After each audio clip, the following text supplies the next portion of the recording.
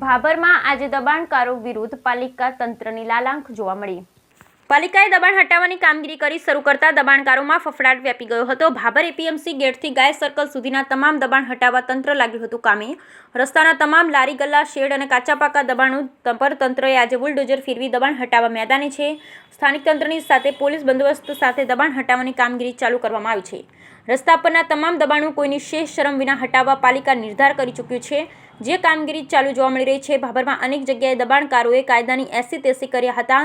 દબાણો જે અડચણરૂપ સાબિત થયા હતા, જે તમામ દબાણ પર બુલડોઝર ફેરવી દબાણ ખુલ્લા કરવામાં આવશે એ નક્કી જ છે। બ્યુરો રિપોર્ટ ભરત હક્કડી, બનાસકાંઠા। દબાણ હટાવવાની જે ઝુંબેશ હાથ ધરવામાં આવી છે, તો એની અંદર 18 કે 24 મીટર કેટલું હટાવવાનું છે?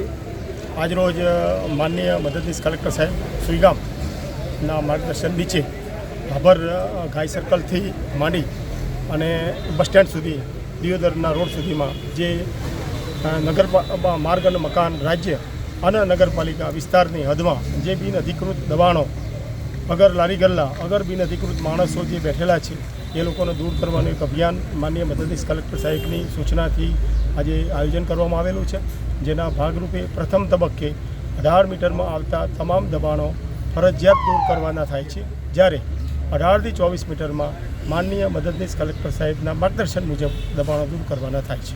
સાહેબ, જે આ લારી ગલ્લા હટાવવાના છે, તો એમના માટે બીજી કોઈ વ્યવસ્થા કરવામાં આવેલ છે ખરી? હા, આ ટેમ્પરરી જે માણસો છે, લારી ગલ્લાવાળા હોય, ફેરિયાઓ હોય, ફળફળાદીના માણસો હોય, એના માટે નગરપાલિકાના ખાડિયા વિસ્તારમાં જે મકાનો બિલ્ડિંગો બનાવેલા છે ત્યાં જે ઓટલા બજાર છે ત્યાં શિફ્ટિંગ કરવાનું આયોજન છે।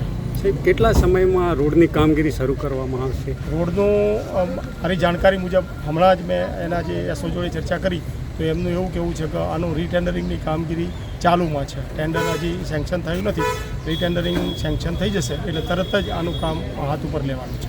સાહેબ, 18 થી 24માં કોઈ સરકારી સંસ્થાઓના દબાણો આવતા હશે તો એમના પર શું કાર્યવાહી? એ જરાક સાહેબ એમની રીતે નિર્ણય કરશે। અમારા માનનીય મદદનીશ કલેક્ટર સાહેબ જરા ઉપસ્થિત થશે તો સર એનો નિર્ણય કરશે।